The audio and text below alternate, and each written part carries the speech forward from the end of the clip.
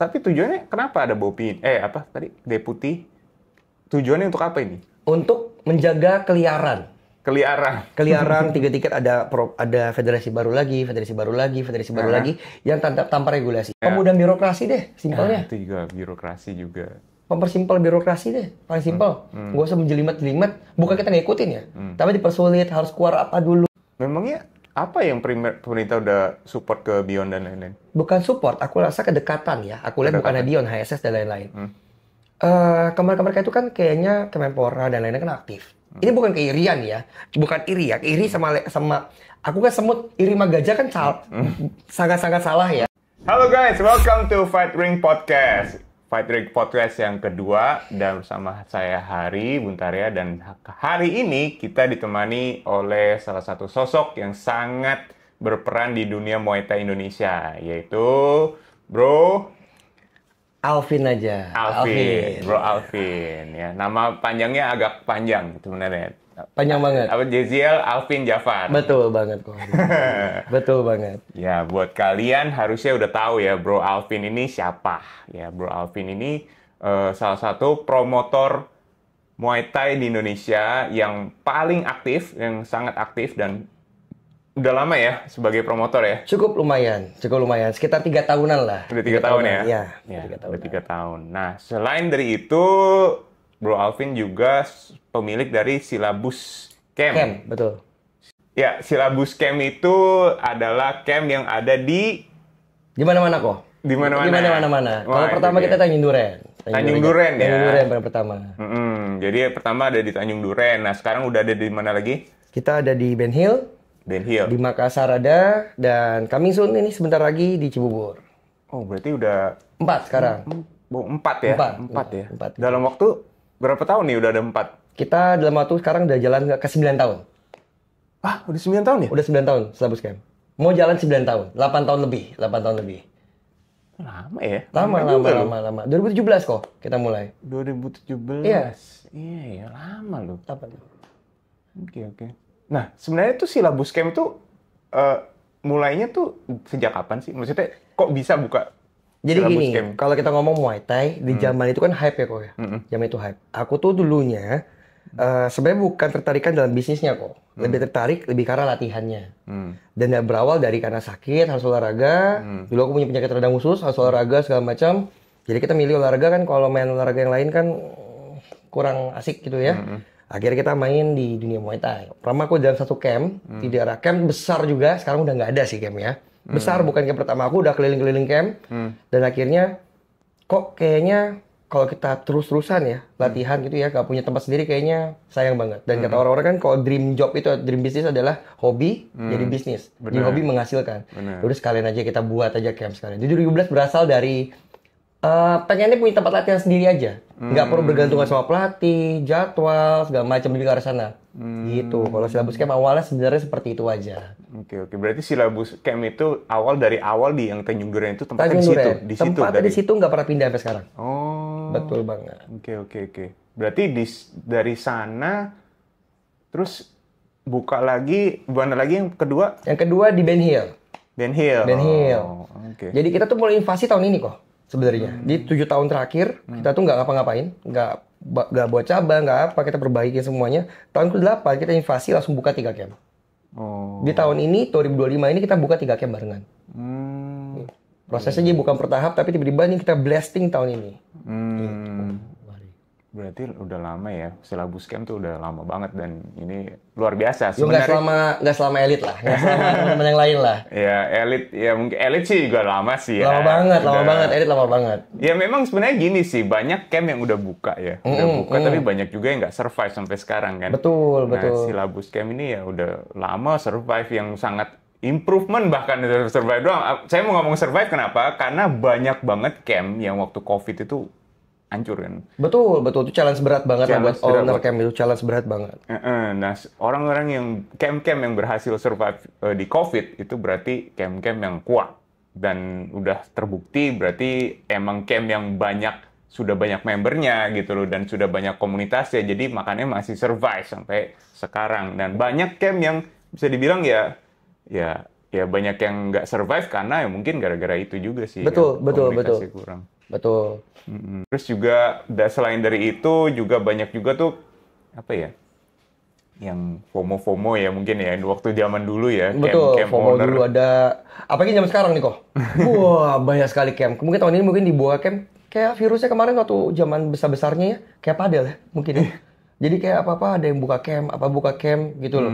Jadi sekarang camp di Jakarta Barat aja mungkin sekarang udah 10, 12, mungkin sampai 20 kali sekarang. Mungkin banyak banget. Banyak camp yang bener-bener baru dan mungkin yang bahkan saya pun belum pernah denger. Bahkan belum denger juga kan saking banyaknya itu loh. Betul. Di situ ada baru lagi, sini ada baru lagi gitu loh. Ya basically Alvin ini banyak banget selain dari punya camp juga. Ya. Dan dia juga selain itu juga sering bikin event ya. Betul. Sering bikin event sampai akhirnya juga mempunyai jabat di MPI. Betul. MPI itu buat kalian yang belum tahu itu adalah Muay Thai Profesional Indonesia. Betul. Organisasi Muay Thai Profesional Indonesia yang menaungi profesional Indonesia. MPI itu sebenarnya udah lama juga kan ya? Udah lama. Organisasi tertua pertama profesional, aku nggak bisa ngomong satu-satunya, sekarang banyak. Jadi sekarang itu kalau kita ngomong organisasi tertua. Jadi sekarang udah road tuh 14 tahun nih kok. 14 tahun. Untuk MPI sendiri 20 Oktober ini bakal ulang tahun ke-14. Tuh. Ya dulu awal-awal yang pembukanya salah satunya si Franz ya. Bang Franz Mohede, betul. Bang Franz Mohede buat kalian yang anak milenial ya. Atau enggak sebelumnya harusnya tahu Bang Franz ini karena dia itu kan penyanyi ya waktu itu ya. Penyanyi terus juga ya tokoh lah ya, seseorang lah ya. Penyanyi, kalau nggak salah lagunya grup bandnya apa ya? Lingua ya? Lingua. Tapi kalau nanya lagunya mungkin zamannya Koko kayaknya. Kalau aku nggak belum denger ya? Belum. Wah, sekarang denger tapi kalau hafal nggak apa. Dulu tuh ngetren banget lagunya Bang Franz, Lingua. Apa ya namanya? Pokoknya adalah satu lagu tuh yang super hits banget. Jadi dia, Bang Franz sama istrinya Amara kan? Itu berdua-dua tuh benar-benar ngetop dari dunia penyanyi lah. Terus akhirnya dia nggak tahu gimana, tahu-tahu mereka buka camp namanya Baan Muay Thai dulu. Betul, waktu itu kan. Baan. Buka Baan Muay Thai. Terus akhirnya mereka yang pelopor untuk bikin organisasi sanction bodies untuk Muay Thai. Betul sekali. Betul, sejarahnya seperti itu MPI-nya. Nah, terus gimana akhirnya kok bisa tahu-tahu involve di MPI gitu gimana dulu waktu itu? Mungkin kita flashback dulu ke Triumph-nya dulu kali kok. Jauh soalnya. Di Triumph dulu. Triumph ya. Triumph dulu akunya sebelum aku masuk di MPI. Mungkin bukan sebagai pengurus ya. Kalau sebagai aktivis atau sebagai keanggotaan yang kita partisipasi terus dalam event MPI, ya memang dari awal kita di situ. Sekarang itu jabatannya apa di MPI? Aku Sekretaris Jenderal Nasional. Sekjen pusat. Sekjen? Ya. Oke, sekjen. Oke. Terus? Kalau awalnya itu karena mungkin ada keaktifan akunya sendiri, waktu itu melakukan restrukturisasi, demisioner lama, aku diundang oleh petinggi-petinggi, bukannya Bang Franz, banyak teman-teman senior-seniorku yang mengundang aku untuk datang, dan kita melakukan, ya seperti rakernas ya, lebih rapat seperti itu, akhirnya ya terpilih aku untuk megang jabatan itu, seperti itu, gambaran simpelnya seperti itu, singkatnya seperti itu. Sejak kapan itu? 2024. Oh. Jadi setahun setengah lah, setahun setengah ya, setahun. Sebelumnya siapa yang pegang? Masih Bang Franz langsung nih? Bang Franz langsung dengan tim yang lama. Banyak juga anggotanya banyak sekali. Bahkan sekjennya dulu juga banyak tokoh-tokoh semua. Sekarang lebih banyak praktisi yang masuk. Praktisi? Ya, lebih banyak praktisi yang masuk. Seperti itu. Oke, sekarang jadi tugasnya apa aja tuh kalau di MPI? Kalau di MPI sekarang gini, kalau secara job desk sebagai sekjen, aku sebagai sekretariatan. Dia penyuratan, habis itu kontrol program kerjanya semua bidang, laporan ke ketua umum, ketua harian, waketum, mendampingi ketum, mewakili ketum jika ada terlambat atau tidak bisa hadir dan satu kepentingan. Job desk utamanya itu, tapi ada special job atau special mission ya, yang dimana aku diminta untuk menjalin silaturahmi ke semua federasi Muay Thai di Indonesia. Dulu kan kita tahu ya, federasi kan, wah ini jadi Gak apa-apa nih ya, Nggak apa-apa, buka ya. nggak apa-apa. Kita sama-sama tahu lah, teman-teman Iya. lama mungkin tahu konfliknya di MPI seperti apa, ceritanya seperti apa. Kalau kita panjang lagi mungkin bisa podcast 3 jilid ini kok. Iya bener. Aku persingkat sedikit. Jadi sekarang di organisasi yang baru, kita tuh tidak ada gap dengan semua organisasi. Tidak ada gap sama sekali. Termasuk dengan PBMI, dengan organisasi internasional atau organisasi profesional lain yang masuk di dalam sama cabur yang sama maupun cabur yang berbeda. Kita sangat open-minded dan kita juga merasa kita merasa cukup berumur federasinya ya, bukan anggotanya ya. Federasinya kita mencoba untuk merangkul dan dirangkul. Tuh, kita butuh guidance juga dan kita juga mencoba guidance sebagai pencontoh gitu. Itu special missionnya gitu. Iya sebenarnya buat yang mungkin yang belum tahu ya PBMI itu apa. PBMI itu kan pengurus besar Muay Thai Indonesia ya. Betul. Itu kan berarti mereka yang official untuk amatir. Betul.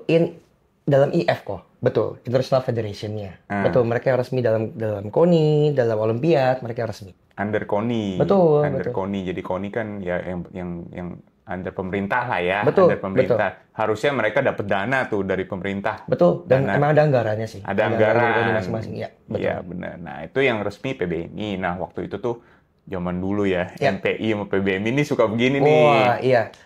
Sebenarnya cuma miskomunikasi sih kalau aku lihat. Aku tracing historicalnya hanya miskomunikasi aja. Sebenarnya tujuannya sama-sama baik, cuma mungkin saat itu ego kita masih sama-sama besar dan ternyata kita sama-sama sadar di zaman sekarang kayaknya kalau jalan sendiri juga nggak bisa. Gitu loh. Mungkin memang kalau jalurnya buat Olimpiade, ASEAN Games, SEA Games dan mungkin nanti kalau Olimpiade dipertandingkan ya memang lewat jalur situ.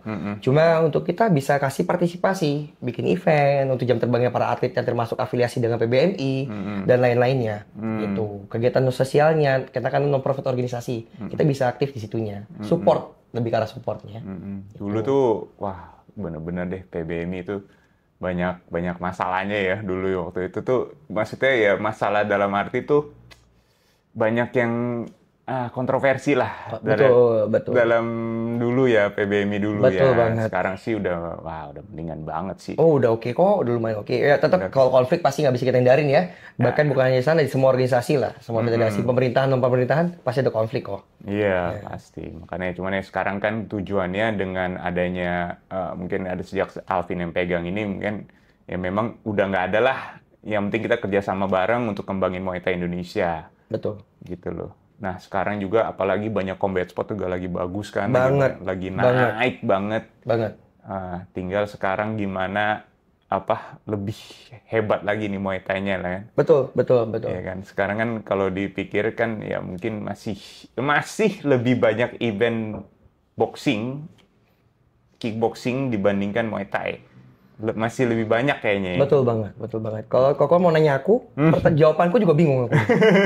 Karena sebagai kita kan sama-sama pemilik camp, kita kan ada boxing juga, ada kickboxing, ada Muay Thai, ada MMA ya kok. Iya benar. Semuanya punya nilai jual ya sebenarnya kok ya, punya nilai rasa yang oke ya. Tapi Muay Thai itu mungkin sekarang bukan ditinggalkan, cuma unprioritized mungkin. Jadi bukan prioritas utama. Sedangkan kita sama-sama tahu kalau teman-teman dalam bisnis ya, camp itu pasti dulunya awal branding tuh punya Muay Thai class. Pasti, semua camp zaman dulunya itu pasti brandingnya punya Muay Thai class. Dan boxing class ya, mungkin boxing class sarana khusus boxing biasanya yang lebih spesifik ya. Nggak ada tuh camp khusus, zaman dulu tuh camp khusus kickboxing, jarang banget, hampir nggak ada. Nggak ada, ya jarang. Kan? Tapi kenapa cepat-cepat kickboxing? Berarti memang pengurusnya bagus, mungkin memang ekosistemnya udah bagus. Dan mungkin ini bukan ini efek samping drama kita kemarin. Dan ini efek samping. Jadi teman-teman promotor sekarang mungkin mau naikin Muay Thai juga bingung kayaknya. Seperti itu mungkin ya. Jadi kalau tanya kenapa boxing lebih laku atau striking atau kickboxing, aku juga belum kejawab sebenarnya. Gitu. Ya, tinggal tunggu waktu lah. Tinggal tunggu waktu. Pasti akan meledak lagi di Muay Thai Indonesia pasti. Tenang, pasti aman. Pasti. Iya. Tapi apa komen Alvin tentang sekarang kan banyak ya selain dari MPI, terus juga ada organisasi lain gitu kayak misalnya apa tuh yang baru ini kan AWMI ya, AWMI betul. AWMI. Ada dulu juga WBC Muay Thai Indonesia. Coba deh, Alvin kan lebih ngerti nih.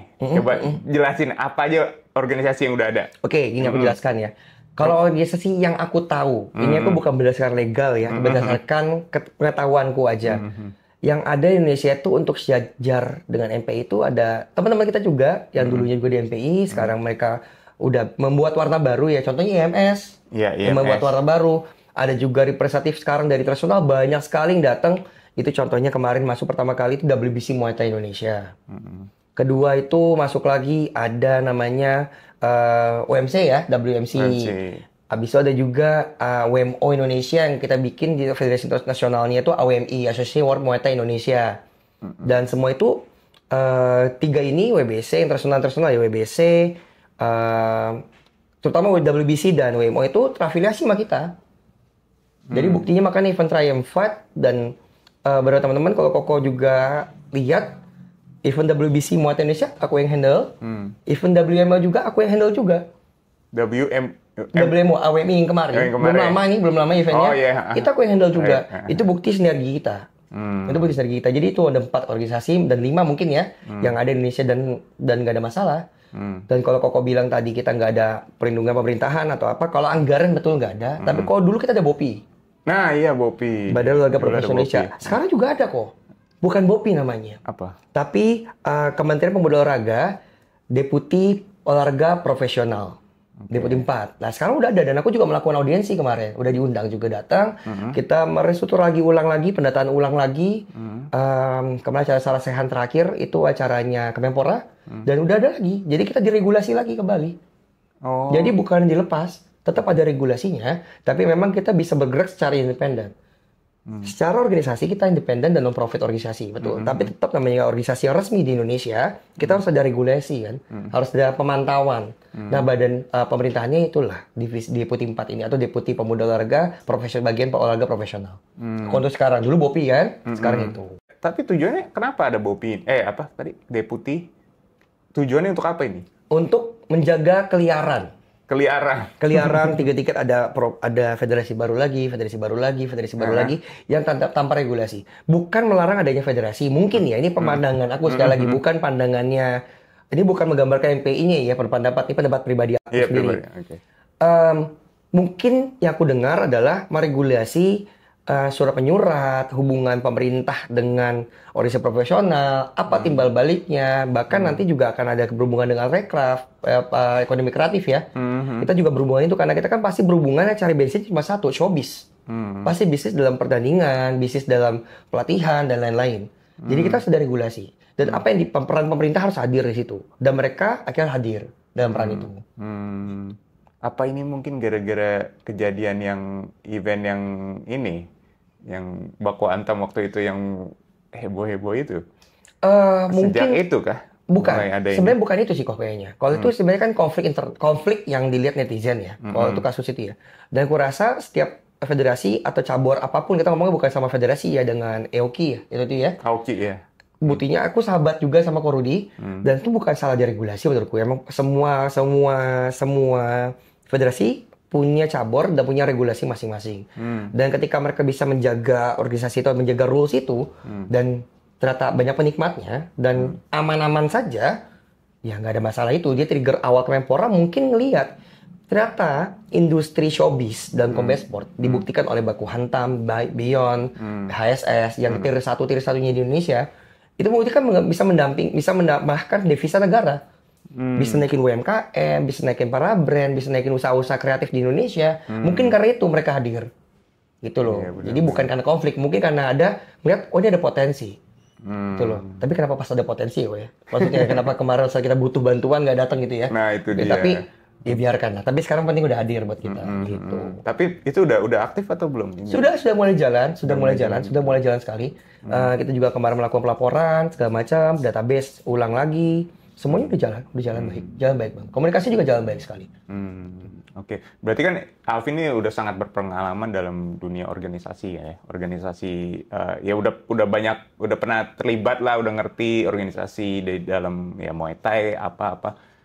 Apa keluh kesahnya yang ada selama menjalankan atau di dalam organisasi? Apa kekurangan, apa yang kelebihan, apa yang harus ada gitu loh? Aku mungkin bagi dua aspek, internal, eksternal ya. Oke. Aspek internal. Karena kita kemarin di MPI sendiri sempat vakum lah, kita hiatus lah ya. Sama-sama kayak bukan hilang, tapi sama-sama kayak nggak ada penjadwalan, nggak ada kegiatan dan lain-lain. Mungkin waktu itu kita nyalain mesin tua lama, nyalainnya lagi agak lumayan butuh tenaga. Bukan aku doang, semua tim butuh tenaga. Tapi namanya mesin tua, biasanya lebih bandel dibanding mesin-mesin yang sekarang. Kita tahu itu kan, mesin-mesin zaman dulu sama mesin sekarang, mungkin sekarang lebih canggih, lebih teknologi lebih canggih segala macam. Tapi kalau durability, ketahanan mesin tua lebih kuat. Jadi itu lebih aku tenangnya di situ. Eksternalnya, dari faktor komunikasi misalkan. Dulunya MPI kan dicap seperti A, B, C, D, E, F, G. Aku nggak mau ngomong yang cabur federasi lain karena aku nggak dalam situ. Aku bahas di MPI-nya aja, visual kita. Untuk mengembalikan kepercayaan market, mengembalikan kepercayaannya pencinta Muay Thai Indonesia, mengembalikan kepercayaannya para stakeholding di Muay Thai Indonesia itu butuh waktu. Terutama ngejalin komunikasi ke para federasi yang lain, apalagi yang fresh sekarang. Yang lebih aktif dibanding MPI. Itu challenge-nya. Tapi sekarang, so far kita ngomong udah 70% jalan, komunikasi sangat baik. Jadi aku dengan federasi, name it, mau federasi apapun, dari kickboxing, dari yang lokal, nasionalnya, secara IF, atau internasionalnya, di semua cabur Muay Thai, semua cabur boxing, bahkan kick striking, yang di bawah UCC, itu juga sangat dekat dengan kami, dengan kita. Gitu, ya, itu memang kuncinya sih, kunci dari banyaknya organisasi ini adalah kalau bisa jangan sampai ada konflik. Konflik, betul Iya sekali. Kan? Betul. Jangan sampai ada konflik yang bisa malah merugikan fighter-fighter. Betul. Ya kan? Betul. Kita kan pengennya kan combat sport kan berkembang, ya kan? Betul banget. Kita sangat bersyukur sekali dengan adanya yang tadi dibilang 3 tier turnamen combat yang masih sekarang nih. Ada Beyond, ada Quantum, ada ASS. Kita bersyukur sekali. Betul. Sejak mereka ada, kita langsung sangat bersyukur. Wah, sangat bersyukur. Kalau nggak ada mereka, mungkin warna ini nggak gini. Tapi tetap ya, efek baik kok. Pasti ada efek samping. Efek sampingnya adalah di bawahnya banyak event-event liar. Oh, benar. Nanti mungkin kita bahas lagi tuh soal eventnya ya. Dari perizinan, ruling, segala macam, sanctioning, segala macam. Banyak event-event liar. Nggak semuanya, banyak tapi. Karena triggerasi itu biasanya menyebabkan efek samping kan. Benar. Trigger itu bagus buat positif buat yang udah ada, yang udah rapi, tapi bisa efek negatif buat orang unguidance yang nggak punya guidance sama sekali. Tiba-tiba pokoknya pengen punya uang, pengen buat event. Benar. Tapi ini benar. Kita ini boleh dibahas sih. Waktu itu apalagi kita ngomong di Bali ya. Iya. Bali itu kan combat sport tuh sangat luar biasa. Dahsyat sekali. Penggemarnya luar biasa. Dahsyat banget. Banyak itu Jakarta nggak ada apa-apanya. Oh, jauh kok. Nggak ada apa-apanya. Nggak ada apa-apanya. Jauh lah. Jauh. Jadi kayak misalnya ya di Bali itu setiap kali ada event itu yang datang rame. Betul sekali. Banget. Dan itu mereka bayar loh. Betul. Dan harganya juga gila ya. Mahal. Bisa 150.000, 200.000. Itu orang lokal mau bayar segitu. Betul. Itu luar biasa.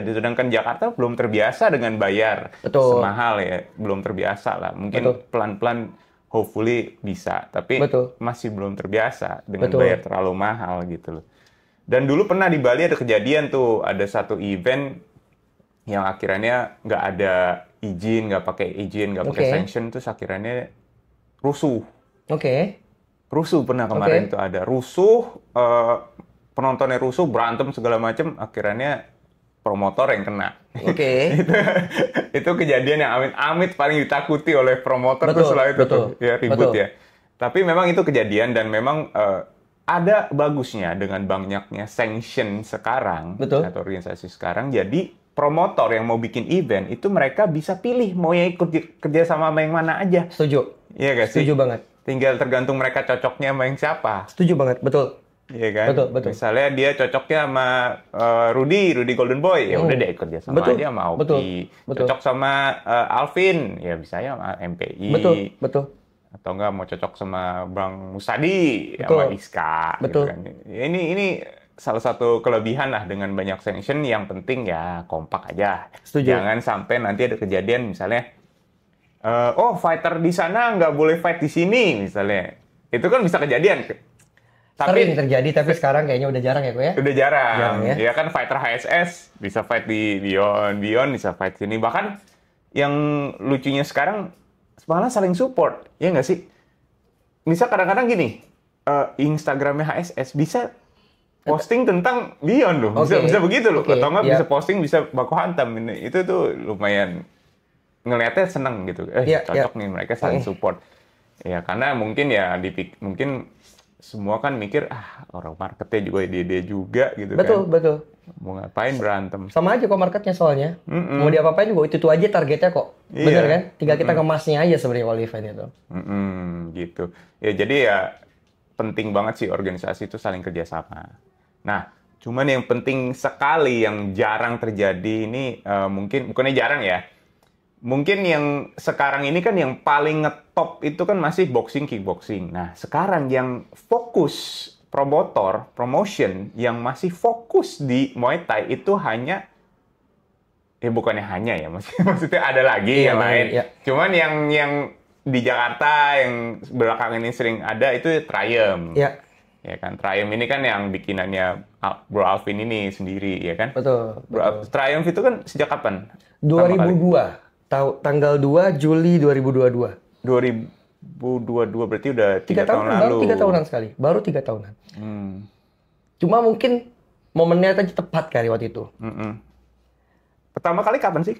Itu 2 Juli di 2022. Mana? Di Rooftop West. Itu di Jakarta Barat. AKR Tower. Oh iya. Dan challenge berat banget itu kok. Kenapa tuh?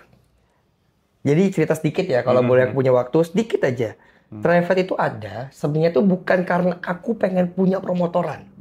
Cuma aku pengen datang event. Kita tahu, abis pasca COVID, itu off totalnya tuh gila-gilaan sama nggak ada event sama sekali. Dan kok perhatikan, cari historical, tahun 2022, di bulan Jakarta khususnya yang aku tahu ya, by riset, aku event pertama lagi yang starting, yang berani. Dan itu biaya itu sangat besar untuk perizinan dan lain-lain.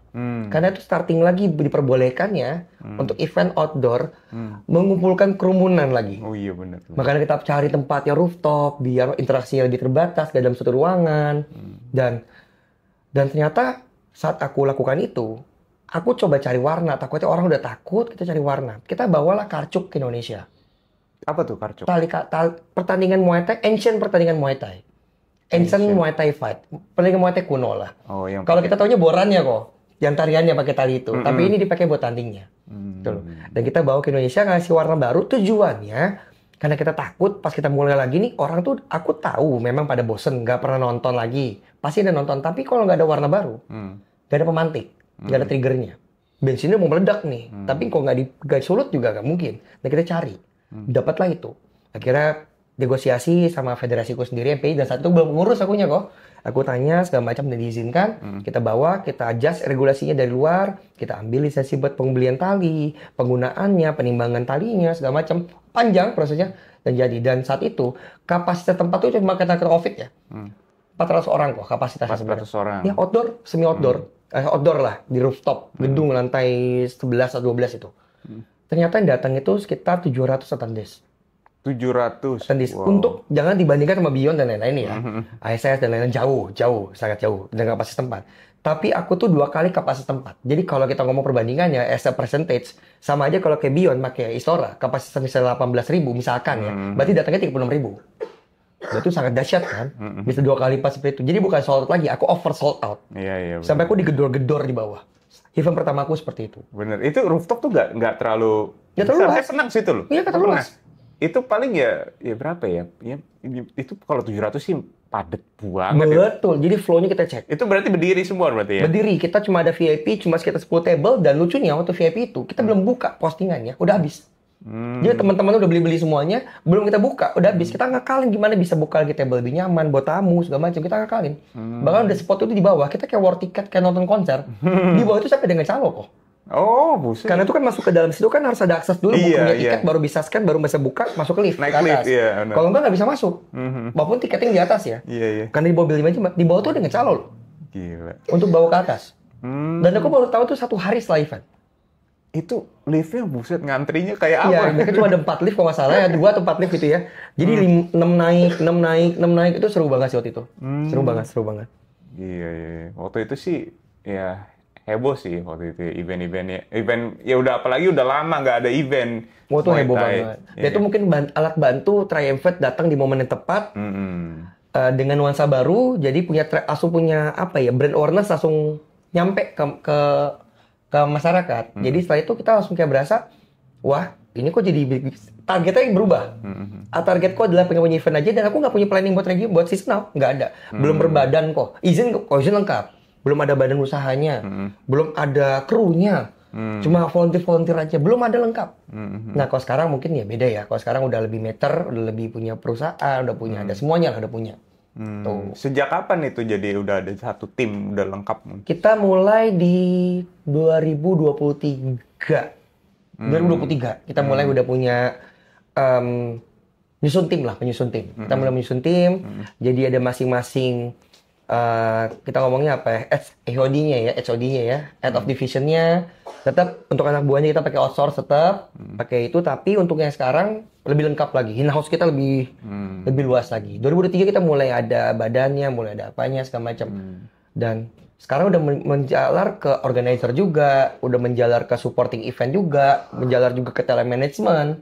Jadi udah semakin luas lagi. Berarti Triumph Fight ini udah berapa kali so far sampai sekarang? Event series, tuh kalau by series, kita kan umur nih baru mau jalan ke 4 tahun. Setiap tahun kita punya series masing-masing 1 kali. Yang signature-nya kita doang.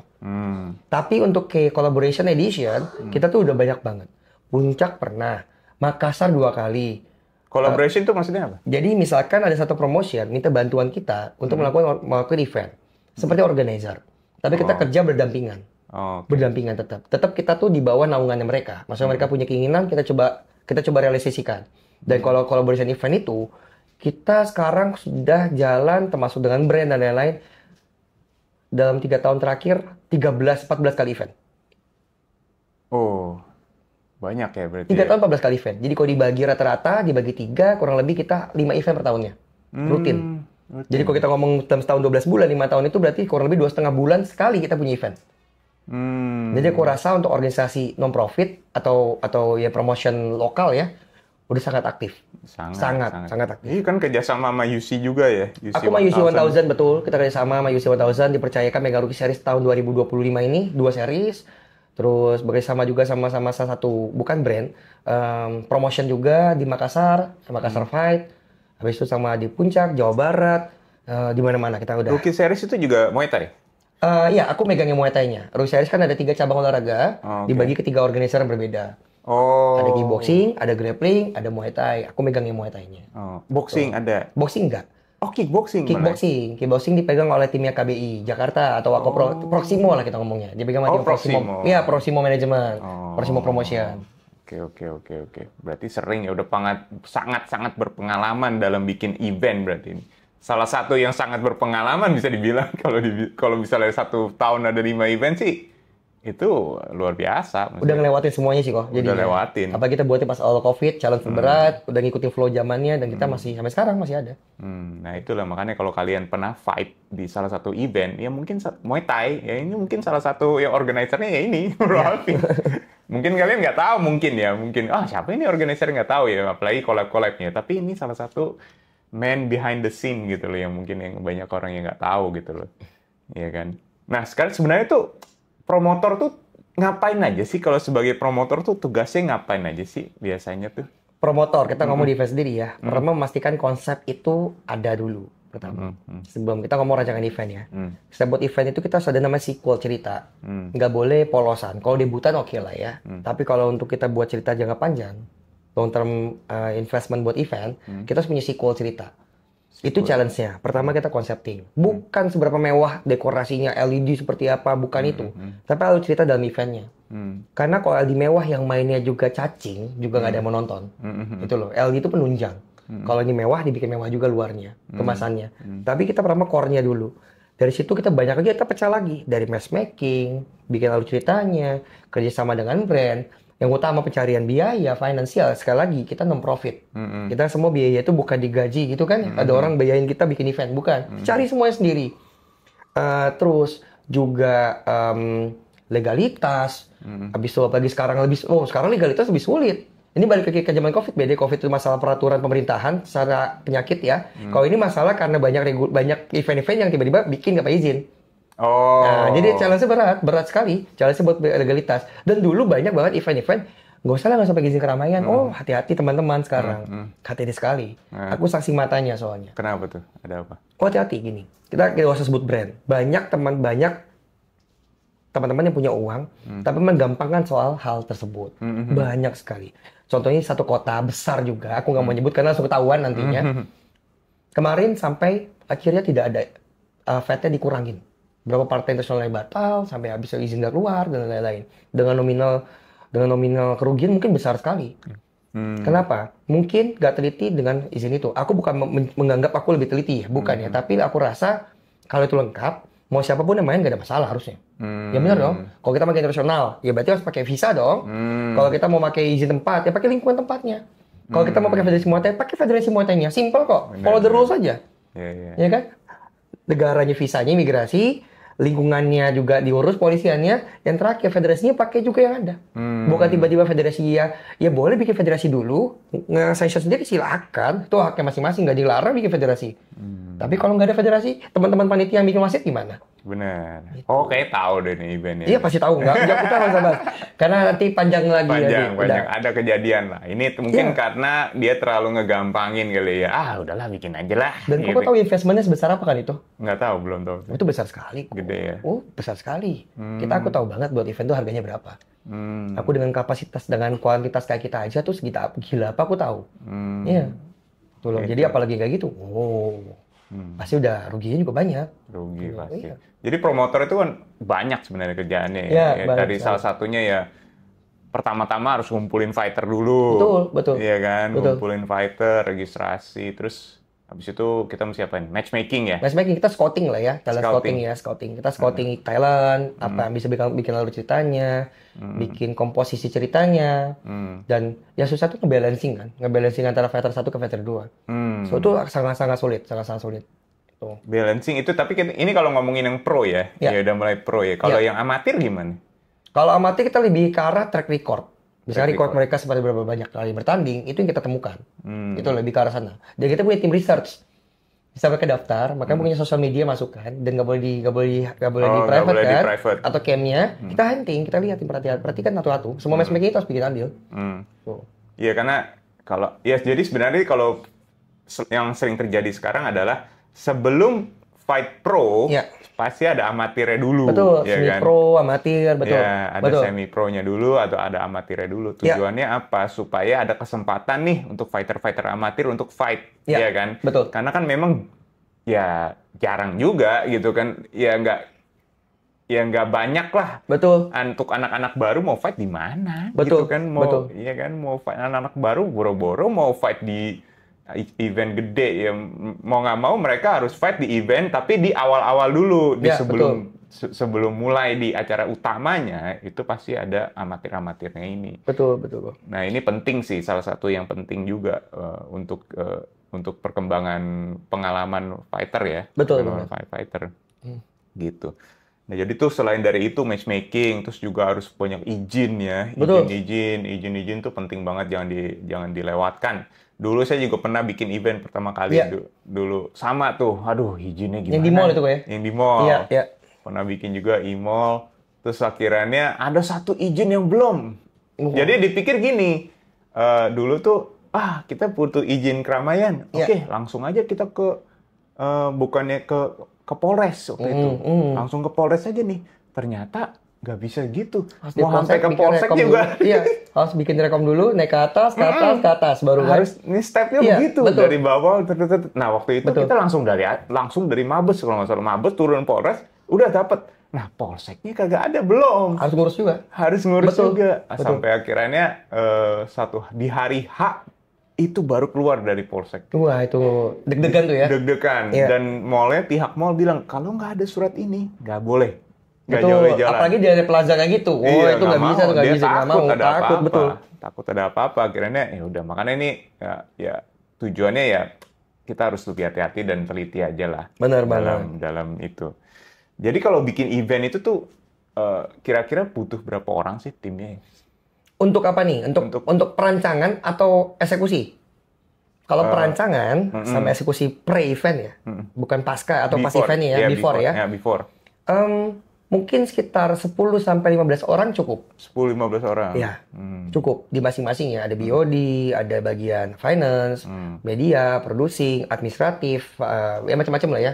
Ada masalah crew control, vendor, dan ya macam-macam sih, operasional, banyak-banyak, kurang lebih ya 10 sampai 15 orang untuk before ya. Kalau di tempatnya tergantung scoop besarnya. Scoopnya seperti apa? Kecil ya butuh banyak, nggak butuh banyak. Kalau besar ya butuh sangat banyak. Tergantung besar kecilnya. Kalau yang event kayak kemarin yang baru itu Triumph yang Summer Fight? Oh, Summer Fight kita menggunakan 30 lebih sih. Kalau solo perangkat hampir 50 orang. Hampir 50 orang karena ada penjagaan, pengamanan, tiketing, administratif, escorting, LO, preparation, runner, side-ring, macam-macam lagi. Di masing-masing pengisi talent aja punya LO-nya. Itu harus ada yang outsource juga berarti. Pasti kita pakai outsource. Kalau itu karena belum in-house atau nggak freelance lah ya, atau nggak temen. Betul, volunteer atau apa kita bayar daily gitu loh, kayak daily workers lah ya. Betul. Iya. Itu sebagai promotor itu tuh kerjaannya banyak sekali dan sangat-sangat capek ya. Sangat capek banget gitu. Dulu kan aku pernah jadi promotor kan. Sampai jam 4 pagi itu masih di tempat masih di venue jam 4 pagi. Eventnya mulai jam 9 pagi. Jam 4 pagi masih di situ prepare waktu itu tuh pengalaman. Ya dulu pengalaman pertama kali bikin event. Nah, nggak tahu deh kalau Alvin sekarang mungkin timnya lebih banyak jadi lebih santai. Kita gatel kok. Sama kita ya? Vendor tuh nggak pernah ganti-ganti. Sekarang bahkan penanggung jawab vendornya kita pakai outsource tapi udah in-house sama kita. Itu jadi kayak LED segala macam udah ngikut kita sekarang. Jadi kita udah gak pernah ganti-ganti vendor sama sekali. Bahkan dia aja sekarang dipakai-pakai di promotor-promotor lain. Karena lewat kita gitu, udah ngerti setupannya. Tetap aku datang. Kalau event tuh pokoknya H-1 habis weigh-in, itu siapin aja vitamin yang banyak. Karena 2 kali 24 jam gak mungkin tidur. Nah, itu. Karena dari sebelum persiapan, dari loading, gladi resik, sampai loading out, kita standby 24 jam. Benar. Yang curi-curi tidur lah, di wilayah mana, di tembok mana. Curi-curi lah, kayak power nap.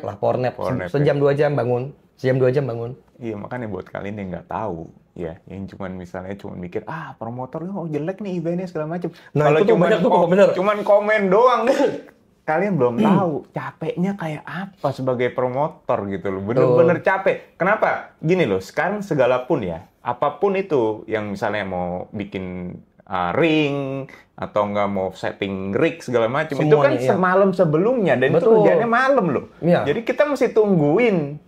Jadi misalnya eventnya di hari H, berarti hari H-1 malam-malam itu mulai tuh masuk semua tuh ya. Betul banget. Ringnya segala macam itu baru masuk dan itu mesti ditungguin.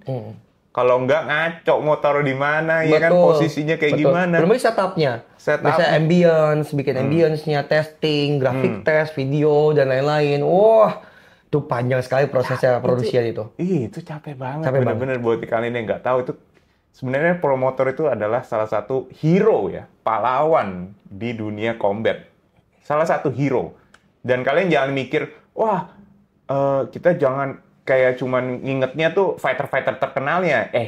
Kalian juga harus terima kasih dengan promotor-promotor. Mau promotor yang udah gede, mau promotor yang kecil kek, mau sampai yang middle kek. Pokoknya semua tuh kita harus berterima kasih sama promotor. Karena promotor itu tuh tujuan utamanya tuh mereka nggak mau make money loh. Iya nggak sih? Bener. Kalau aku, susah kan? Sulit, tapi kalau yang mungkin kayak seperti Beyond, SS atau Bangku Hantam mungkin. Kalau Bangku Hantam aku rasa mungkin bisa berprofit, cuma kalau Rudy kan sangat totalitas banget ya. Dia udah tahu poin profit tapi dibesarkan lagi eventnya gitu loh. Habisin dananya gitu loh. Kalau Rudy itu kan gila kalau gitu. Kalau event lebih gila lagi dari aku. Nah, tapi kalau kayak aku sampai detik ini belum ada profit. Belum ada profit. Belum ada sama sekali profit. Iya. Sampai detik ini. Malah nombok lagi ya. Nomboknya ajaib loh. Ajaib loh. Bisa harga 2 cam. Nah, nomboknya. Tuh, bayangin. Bikin cam 2 biji bisa dapat harga total kerugianku event lah. Nah, itu dia. Makanya kalian tuh harus sangat berterima kasih kepada promotor. Salah satunya kayak Bro Alvin ini. Bro Alvin ini udah sering cerita sama saya kan waktu itu. Ya nih, kita cari gini-gini, keluar duit segini. Wah, gila. Udah keluar duit segini, tetap masih mau bikin event. Itu, dan yang lebih luar biasanya lagi apa tahu nggak? Bro Alvin ini bukannya promotor yang kayak yang lain gitu. Kalau yang lain itu kan ya mungkin nyantai di pinggir gitu ya. Kalau dia benar-benar hands on, mau sampai di hari H pun masih sibuk ngurusin atur flow-nya kayak gimana itu masih sibuk. Beda dengan promotor lain ya, yang duduk-duduk dong di pinggir jalan, semua orang tunggu tinggal suruh timnya yang kerjain gitu ya. Kalau Alvin ini enggak, masih sibuk gitu, masih ngiter-ngiter kemana-mana gitu. Gila nih, bener-bener luar biasa banget ini si Alvin ini bener-bener.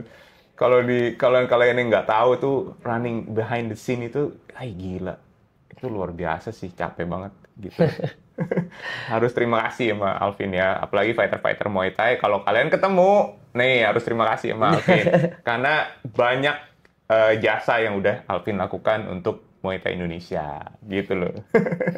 Nah, tapi apa lagi gini ya, sebagai promotor, apa harapan Alvin dari bantuan dari pemerintah? Oke, kalau dari visual Triumph Fast dulu ya, dari Triumph Fast.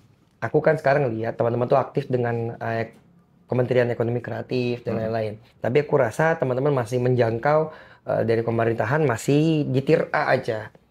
Tier A aja. Sedangkan kita tahu, aku bukan mengklaim diriku di tier B, tapi kalau aku rasa dengan kapasitas segala macam, itu aku di tier B. Karena biasa di tier C, main di tier B main di tier A. Itu rata-rata begitu. Dan talent-talent yang dipakai di tier A itu kan talent-talent kita juga sebenarnya. Dan kita yang besarkan juga namanya. Kalau ngomong ekonomi kreatif, mereka yang dapat untungnya sebenarnya. Dengan nama-nama yang kita grooming sebelumnya. Mereka berhasil meng-groom lebih bagus lagi, menjual lebih bagus lagi. Jadi, ya hak dia memang untuk mendapatkan rezeki itu. Tapi, pemerintah hadir bukan di saat orang yang besar. Tapi pemerintah hadir di mana orang yang membuat atau mensupport event-event yang besar itu jadi makin besar. Contohnya event-event kayak kita. Karena kita yang scouting dari langkah bawah. Gitu loh. Dan aku yakin banget, banyak gak dari Beyond yang, aku bukan-bukan. Beyond banyak gak talent-talent yang di grooming dari awal, dari nol banget? Oh banyak. Contoh tryout kemarin, itu contoh talent scouting. Dibesarkan, banyak yang berhasil dari itu. Oh banyak. Hats off buat anak-anak Beyond. Hats off. Betul. Tapi, apakah itu membesarkan Beyond? Bukan. Yang membesarkan Beyond adalah konsepnya mereka bisa menggunakan atlet terbaik yang di tier B, digoreng, dimasak, dibikin skill-nya jadi lebih bagus lagi. Dan itu hands off juga aku dengan beliau. Dengan Selos dan teman-temannya aku salut. Cuma pemerintah tuh hadirnya bukan di situ harusnya. Harusnya di kita. Butuh karya kontemporer guidance kita untuk bisa mendapatkan profit dalam bisnis itu. Bukan dapat profit ditempel. Tapi orang yang butuh guidance itu kita loh. Kita belum dapat celahnya nih, petanya nih. Masuk dong di kita. Memangnya apa yang pemerintah udah support ke Beyond dan lain-lain? Bukan support, aku rasa kedekatan ya. Aku lihat bukannya Beyond, HSS dan lain-lain. Kemarin itu kan kayaknya Kemenpora dan lain-lain kan aktif. Ini bukan keirian ya. Bukan iri ya. Iri sama aku kan semut iri sama gajah kan sangat-sangat salah ya. Bukan iri. Dan gak ada niatan buat nyaingin mereka juga gak mungkin bisa. Aku sadar, Triumph punya kapasitas yang gak mungkin bisa nyaingin Beyond. Kita punya kapasitas. Tapi maksudnya pemerintah tuh tugasnya kan adalah mendampingi kan. Itu loh. Apapun disupportnya ke Beyond, kita gak perlu tahu. Cuma kan kalau dia ngomong pendampingan, kenapa gak support kita secara pendampingan? Itu sih kalau ngomong pemerintahannya. Terutama ekonomi kreatif. Dan Kemenpora sih ya, di federasinya mungkin ya. Tapi kalau buat eventnya kan ekonomi kreatif. Sesuatu yang bisa menaikkan juga pemasukannya. Gitu loh. Ya kenapa gak support kita? Jadi makin banyak lubang-lubang atau peluang-peluang usaha dari ekonomi kreatif di dunia showbiz atau combat sport showbiz ini. Gitu loh. Coba kasih contoh deh. Salah satu contoh yang pengen diminta dari contoh. Enggak misalnya mereka punya menggunakan tempat. Kita menggunakan tempat sewanya kan gila-gilaan. Cost terbesar itu kan produksian. Mereka punya tempat, kasih tempatnya. Kita buat acaranya. Mereka bikin festival masyarakat, UMKM bikin bazar segala macam. Aku free kan tiket masuk. Biar talent aku yang bayar, udah biasa rugi juga. Tapi kita lihat mereka hadir buat kita. Jadi aku nggak waste uang untuk hal yang nggak perlu. Gitu loh. Hadir ke kita dong. Gitu loh. Kita punya uang aja. Ini contoh kok. Aku lagi negosiasi buat bulan Juli kan. Koko udah dengar mungkin event terbesar kita bakal ada di bulan Juli itu Triumph 4. Ya kan? Sekalian ulang tahun kita keempat. Bayangkan, aku mau nyewa tempat besar aja. Ditanyakan backgroundku apa. Kita punya uangnya nih, mau bayar. Ditanyakan backgroundku apa. Bayangin nggak? Mau nyewa tempat-tempat di daerah Senayan. Itu ditanyakan seperti itu, kan nggak masuk akal. Maksudnya gimana? Kita udah nggak disupport, nggak apa ada, apalagi itu aset pemerintah, ya kan? Oke itu kita pakai studio swasta aja, yang harga lebih mahal segala macam sekalian aja, nggak apa-apa. Banyak kok, ada Smesco, ada Ibadah Studio, banyak, nggak masalah. Kenapa kok lihat kita event selalu situ terus, 3 kali berturut-turut di event situ terus? Kenapa? Karena nggak ribet. Iya nggak ribet. Ya. Nggak ribet. Dan bahkan tempatnya mau support kita. Bayangin, karena kita menghidupkan UMKM sana. Dan kok lihat tenan itu lagi nggak? Iya. Kita nggak open tenan kok. Tenannya tuh UMKM situ kok. Betul. Kan ekonomi kreatif. Benar, iya. benar. Maksudnya itu di guidance itu loh, atau support kayak gitu-gitu loh. Oh butuh link ini, hubungin ini. Butuh ini, hubungin ini. Butuh publikasi ini, hubungin ini. Ada intensi di arah sana. Bukan aku butuh tiba-tiba datang, butuh sumpah berapa? 5 juta, kasih 5 juta. Bukan itu. Karena itu juga nggak mungkin. Iya benar-benar. Jadi kita nggak usah mimpi gitu, nggak mungkin. Tapi kalau memang terjadi, aku bikin postingan 15 tahun ke depan, bikin postingan terus buat kamu. Kalau benar-benar kamu cash off, gitu. Nggak mungkin bener. tapi kok. Iya. Itu ya salah satunya ya. Bener itu tempat gratis itu, aduh udah ngebantu banget. Pemerintah kurang banyak aset apa? Gor semuanya banyak di dalam dunia pemerintahan. Iya, tinggal kasih aja yang salah satu gor nih pakai event di sini. Banyak gratis sekali. Silahkan bikin event sesering mungkin ya kan. Iya. Kalau perlu ya dari bener dari kedokterannya. Misalnya mereka punya dokternya. Betul. Udah disiapin, jadi kita nggak usah sewa lagi dokter misalnya. Terus nanti apalagi misalnya pemudahan birokrasi deh, simpelnya. Itu juga birokrasi juga. Mempersimpel birokrasi deh, paling simpel. Nggak usah menjelimet-jelimet. Bukan kita ngikutin ya, tapi dipersulit, harus keluar apa dulu. Kan repot ya. Sedangkan kita aja udah non profit gitu loh. Iya bener banget. Itu sering banget sih kejadian di mana kayak kita sebagai mau mulai acara aja takut duluan. Takutnya apa? Aduh, ini mau keluar dari sini, mau keluar berapa nih untuk izin segala macam. Betul. Iya kan, belum lagi nanti ya kalau ada calonya ya betul. Calonya kalau udah sini ada calonya sini gue bantuin urusin. Kalau lu nggak pakai calo nggak dapet misalnya gitu kan. Berapa biaya kok pakai calo gitu kok ngurus gitu. Makanya kalau pakai yang nggak ngerti kan, promotor kecil nggak tahu apa-apa kan gitu. Jadi ukurannya diribetin gitu loh. Ya itulah salah satunya pemerintah yang kita pengen minta pemerintah bantu, ya setidaknya ya bantu-bantu birokrasi, digampangin, terus juga tempat-tempat, fasilitas lah ya, dibantu di fasilitas lah. Ya syukur-syukur misalnya nih, ya kan, ya pemerintah punyalah satu set sound system, punya LED, ya ini pinjemin aja silakan. Nah itu kalau ada kan enak ya. Betul banget. Kursi, nih semua ada pakai. Gitu iya, kan. Mungkin mereka nggak punya aset kan. Iya, itu dia. Iya. Simple seperti itu loh. Dari peralatan meja-meja segala macam. Pokoknya satu set stadium. Nih silakan mau bikin event. Itu seru ya. Acaranya kita olah. Kita sendiri deh olahnya. Bener.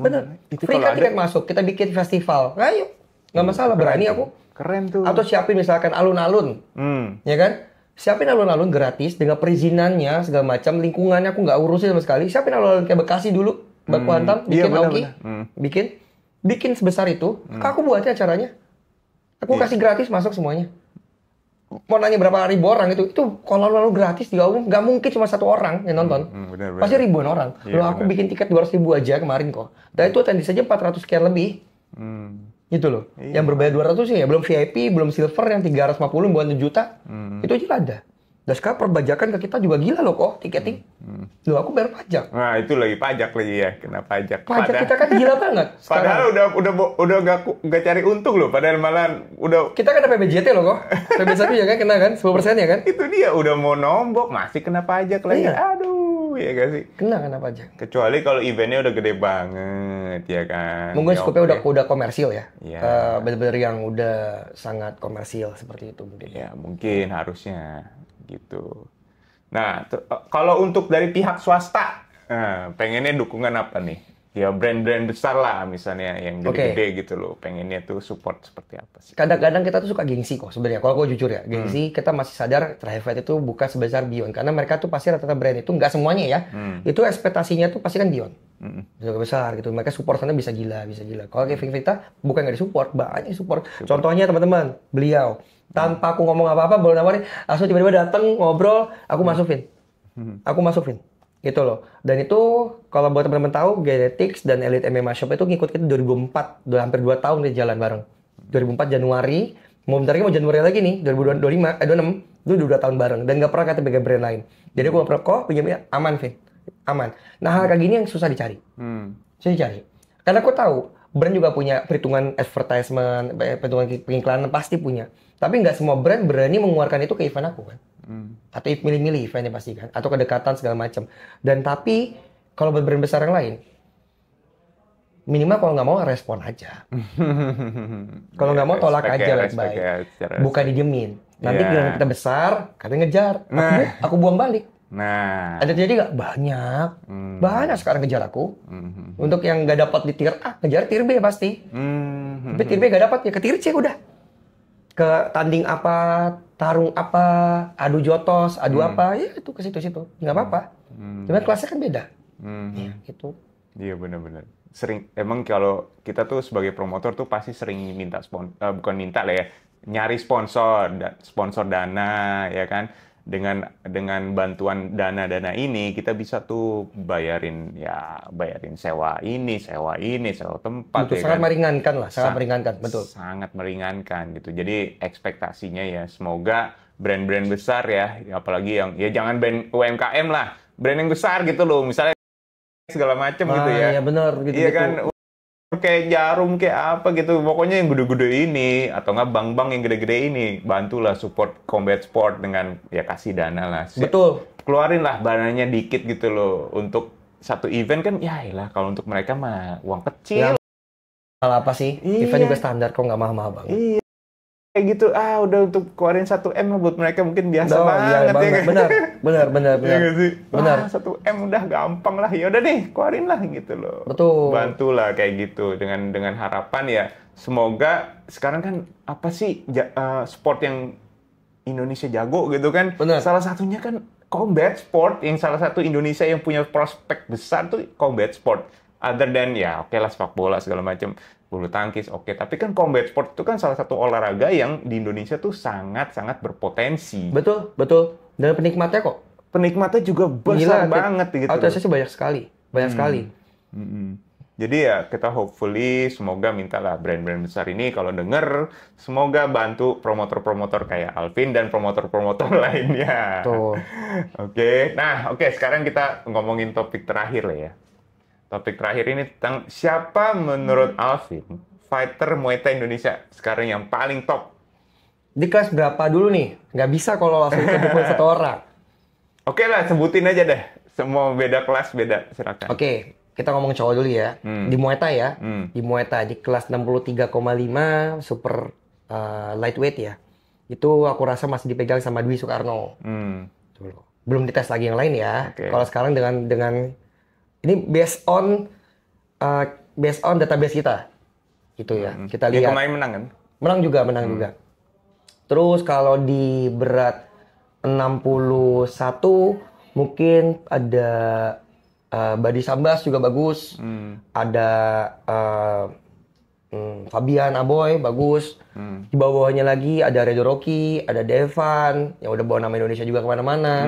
Banyak lah muate kalau kelas itu banyak sekali. Kalau nyebut satu-satu repot. Habis itu kalau buat yang kayak kartu-kartunya ada Irman Teapon, ada Gideon, ada Danar.